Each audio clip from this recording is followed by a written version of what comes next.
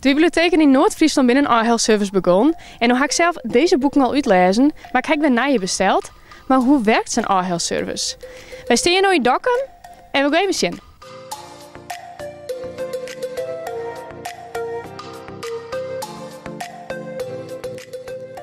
Wij zijn ondertussen al 3 weken gesloten. En nou, dat vonden we toch wel heel lastig voor onze klanten die niet gebruik maken van e-books. E-books kun je downloaden en dat is digitaal, maar het is natuurlijk ook een grote groep die dat niet doet.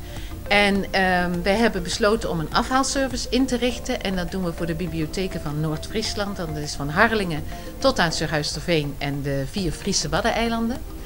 En dat betekent dat mensen op de website vullen ze een formulier in met welke boeken ze willen lenen die in de eigen vestiging staan. Normaal gesproken kun je eigenlijk boeken reserveren uit heel Friesland. Maar dat kan nu niet, omdat de expeditie het niet doet. Maar dat willen we ook niet, want dan krijgen we nou weer allemaal over en weer besmetting. Dus het zijn de boeken uit je eigen vestiging.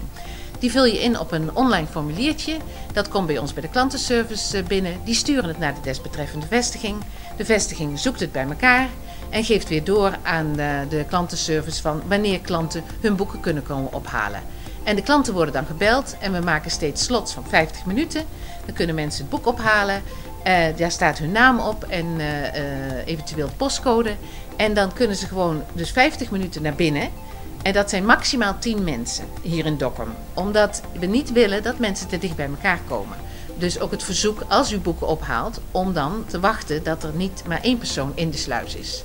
Nou, de boeken die u thuis heeft kunnen mee naar de bibliotheek gebracht worden. Die gaan in een aparte bak. Die bak die gaat in ieder geval 72 uur in quarantaine voordat we die boeken weer verwerken. Nou, en de boeken zijn uitgeleend tot ergens in juli. Maar goed, stel voor dat na verloop van tijd iemand weer denkt, ik heb alles uit, ik wil wel weer. Weer terug naar de website, online formuliertje invullen en dan gaat het hele circus weer draaien. Krijg je weer een telefoontje dat de boeken er zijn. Ik ben zelf op dit moment de biografie van Nelson Mandela aan het lezen. Nou, die heeft heel lang in quarantaine gezeten. Die heeft jarenlang op Robben-eiland gezeten. Prachtig boek trouwens. Nou, het belangrijkste is, ben voorzichtig. Hè? Dus zorg dat je 1,5 meter afstand houdt. En maak gebruik van deze dienstverlening. Wij zijn ook heel blij dat we onze klanten weer kunnen bedienen. Dat iedereen stond te popelen om weer aan de slag te gaan. Dus maak er gebruik van en dan zorgen we dat we in ieder geval binnen 5 dagen, maar zo mogelijk eerder, zorgen dat de boeken weer beschikbaar zijn voor de klant.